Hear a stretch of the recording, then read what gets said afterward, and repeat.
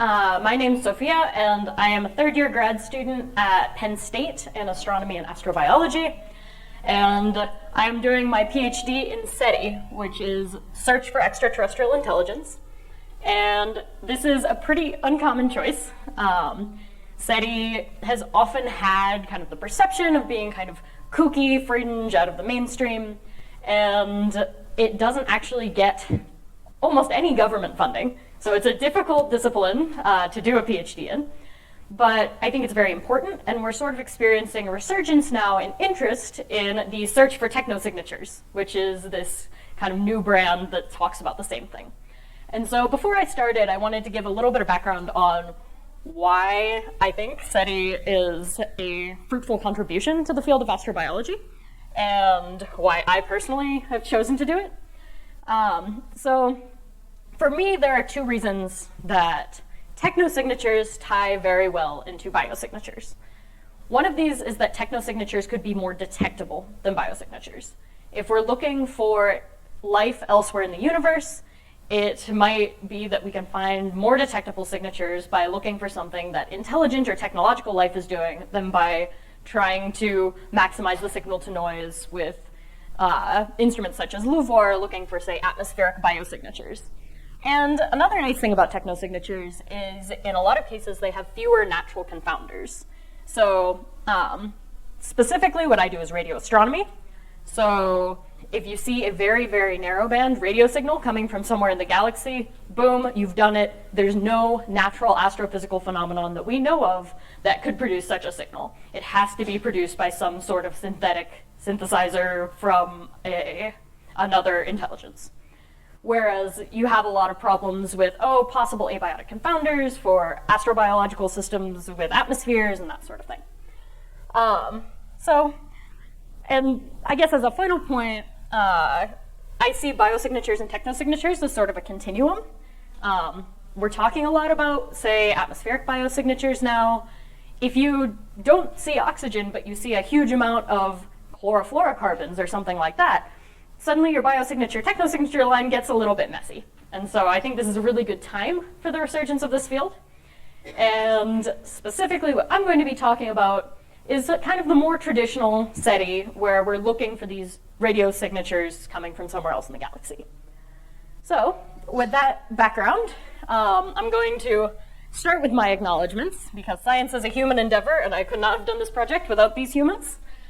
Jason Wright, my advisor at Penn State, and Emilio Enriquez and Andrew Simeon, who are both part of the Breakthrough Listen Initiative at the Berkeley SETI Research Center. And this work that I'm presenting is currently in review, and so hopefully will be published in, say, a month or so. So I'm actually here going to show an edited version of a figure you saw a couple talks ago, to point out that when we're looking for signals from radio transmitters somewhere else in the galaxy, we have to think about how they're moving relative to us. So because of the Doppler effect, a transmitter that's moving towards us is going to appear at a higher frequency than it's actually transmitting at. And if it's moving away from us, it's going to appear at a lower frequency.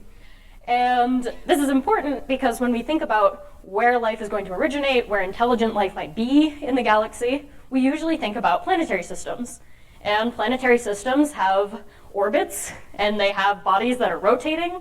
And so these orbits and rotations are going to add movements toward and away from us.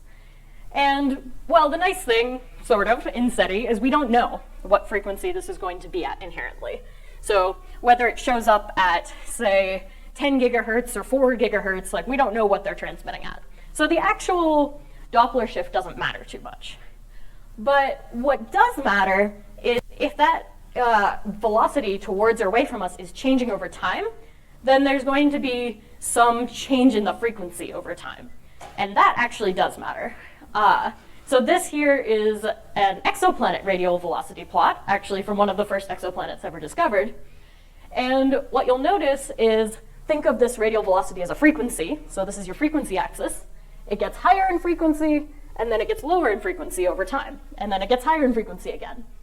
And like I said, in SETI, we don't care what the actual frequency is, but we do care about how quickly it's changing over time. And that's called the drift rate. So I've highlighted this region here in the yellow box, this part of the radial velocity curve is where the frequency is changing the fastest over time. So that's where the relative motion between us and the transmitter has the biggest effect on our signal. And so that's what I want to think about. So this plot has a lot of stuff going on, so I'll build it up. So this is actually a plot of some data from a known extraterrestrial transmitter, which is Voyager. Extraterrestrial in the literal sense of the word. And what you're seeing here in these three panels are waterfall plots. And we use these a lot in radio astronomy, and what they show is frequency here on the x-axis and time on the y-axis. And then the color shows you the intensity.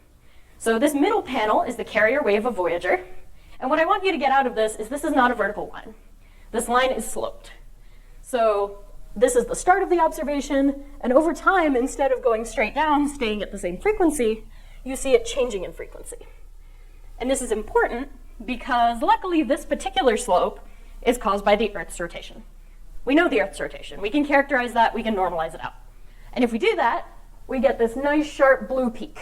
So yay, we detected it at full signal to noise. We know Voyager's there, that's great.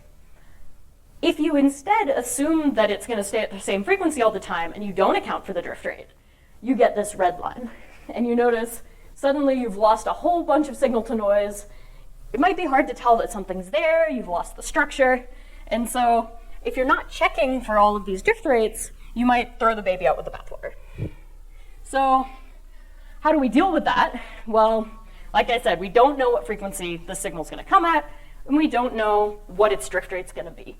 So the solution is we have to search all the frequencies and all the drift rates in any data we get. And if that sounds computationally expensive, it is. So unfortunately, we can't go through all these waterfall plots by eye. At this point, we're just getting too many. So we have to rely on algorithms, and those algorithms have computation, time, and memory constraints. So my first question when I ran into this problem was, why don't you just search all the drift rates? And the answer is, it's just too expensive. You don't want to waste time searching drift rates that aren't physical at all, because they correspond to accelerations that are way too high for a planet. So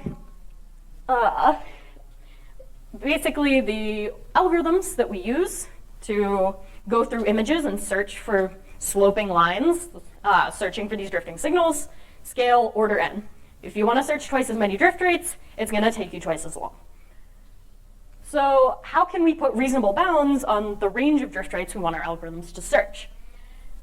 This question has been tackled before in 1971, and this was actually back when NASA was doing SETI. So this was from the NASA Project Cyclops report. And there's this paragraph that I've highlighted some quotes out of that says, okay, well, it's 1971, we don't know about any exoplanets. So what do we know in our own solar system? Well, Earth's rotation causes a drift rate. Jupiter has an 8-hour day, which is the fastest rotation period in the solar system. If an Earth-like planet had an 8-hour day, what drift rate would we get? And so that's the math they did in 1971, and they said, oh, we get a drift rate of 10 to the negative 9 nanohertz. So it doesn't matter too much for this talk what those units are, but it's drifting 1 hertz in frequency every second if you're observing at 1 gigahertz, is what that means. So they did that, and then everybody in the community started using this as their standard. They search for slopes up to 1 nanohertz, and they're done. Cool. Now we know of exoplanets. We know of we have a much larger sample size. We know of a lot more that we could do to physically motivate that number, but no one had done it. So my question was, could we take what we know about exoplanets and physically motivate that to see if we're choosing reasonable drift rates? So you can break this problem down into pieces because they add linearly, which is really nice. So some of this we already know, and this is the part that Oliver and Billingham kind of did, where you say, okay, we know what the Earth's rotation is, we can characterize that, and we know what our orbit around the sun is. And so any relative motion from that we can correct out. What we don't know is if we have a transmitter, say, sitting on a planet or in orbit around a star, what's its rotation going to be on that planet? Could even be on a moon with a rotation around a planet that's orbiting a star. Like, you can make these systems arbitrarily complicated.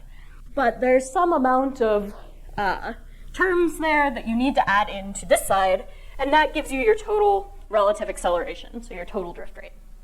So you can make this into an equation if you want, and I've kind of color-coded the important terms here, which is the yellow part is Earth's rotation and orbital motion. Cool, we know that. The pink part on the end here is other radial accelerations, which I included for completeness, but that's, say, if someone out there made a breakthrough starshot, but the alien version, and had something that was accelerating and transmitting, and it might have another term, but we don't know anything about that, so let's set that to 0. So these are the two I focused on. The rotation of whatever body is hosting the transmitter, and then the orbital motion of whatever body is hosting the transmitter. And so what I did was I applied this to a bunch of different systems. So I looked in the solar system, basically doing what Oliver and Billingham did, but with updated numbers. Solar system planets, moons, minor bodies. So if there was a transmitter on a comet in our solar system, what drift rate would that produce? Would we see that? Then I looked at rotation rates from exoplanets, which unfortunately we don't have that much literature on right now, but I did my best. We looked at orbits from planets, moons, and exoplanets that are in very tight orbits around their host bodies, which would maximize your acceleration and therefore maximize your drift rate. We looked at orbits from minor bodies and exoplanets that are eccentric. So when I say eccentric, I mean really elliptical orbits. And the key with these is most of the time they won't give you very high drift rates because they're going slow. When they pass by the central body, they're going really fast. So I said, what if you happen to catch it at this point from just the wrong angle? What drift rate would you get? And then, so that included Oumuamua, because we wanted to do that for fun. And finally, we looked at orbits from, okay, what if the transmitter was around a black hole? What if it was around a neutron star? Just trying to get kind of the most absurd scenarios to make sure all our bases were covered. And at the same time, we did some more theoretical work. So what could our maximum upper limits be in different scenarios? So one of them that we looked at was the breakup rotation rate for a spherical body. So if you have a spherical body that's gravitationally bound and it's spinning really, really fast, eventually, if you keep upping the velocity, it'll throw itself apart, where the centrifugal force on the equator is equal to the gravitational force. So you can't have any rotation faster than that. So we set that as our upper limit for rotation and tried some of those systems. We tried theoretical systems that were doing surface grazing orbits. So if your planet was literally touching the surface of the star, you can't get much faster than that. And then we also looked at, if you have one of those waterfall plots, what's the maximum drift rate you could even observe? So that would be the ultimate upper limit. Your instrumentation can't catch anything faster. And we looked at people who have simulated planet formation and tracked rotation, which is not very common, but some people have done it and added those into our work as well.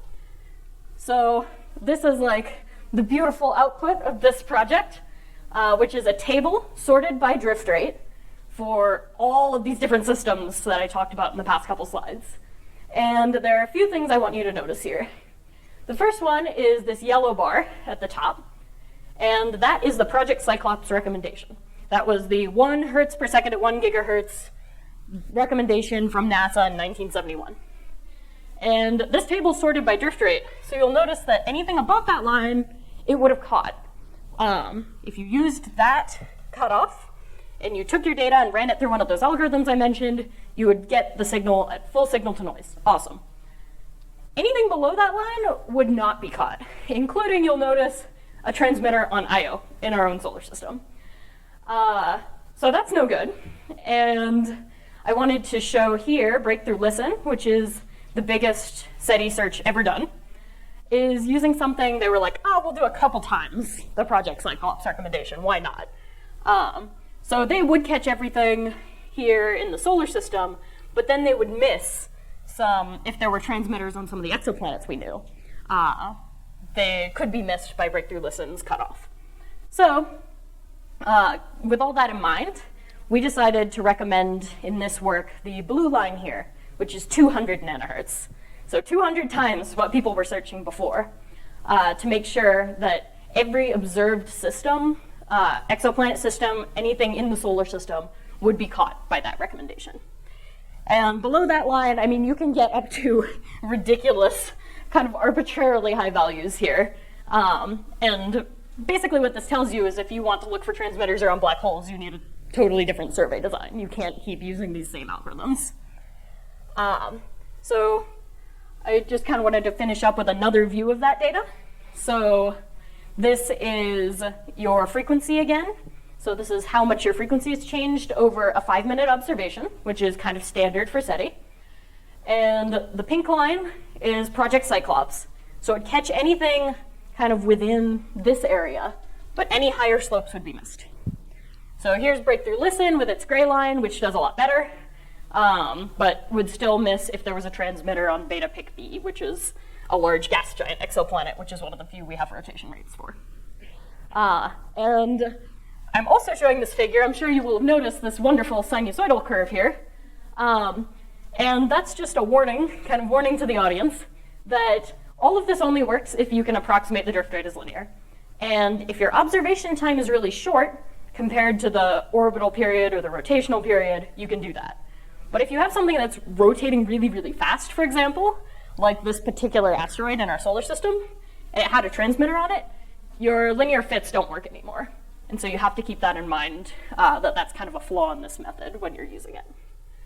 So with that, I just wanted to go through some takeaways. The drift rates that could be produced by known astrophysical systems greatly exceed the maximum drift rate that's been chosen by many SETI searches in the past, which is not good. We recommend using a maximum drift rate of 200 nanohertz, which is large enough to catch all of the known solar system objects and all known exoplanets. And drift rates scale linearly, so using this more physically motivated maximum, it's 200 times the computation time, which is a lot. But also, it's easily parallelizable.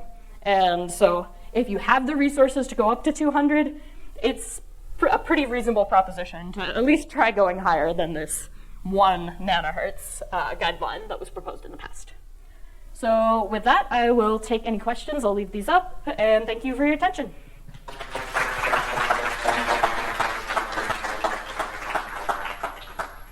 Thank you very much. Anyone have questions?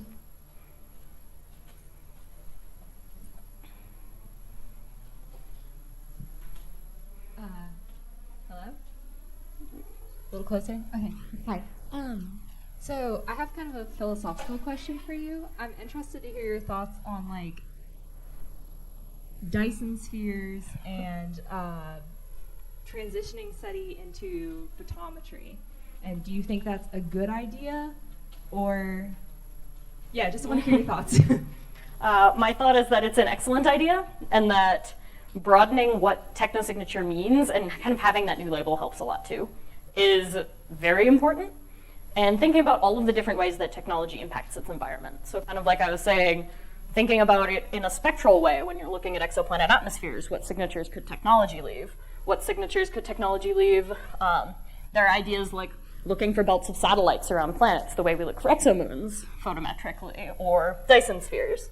And I think they're all pieces in this larger puzzle, and none of them have been explored very well in the past. So there's a lot of work yet to do, and we should be using all of the tools that we have. So I do radio SETI because that's where I started. I'm a radio astronomer, but I do want to branch out into more types of technosignatures because I think they're all very important.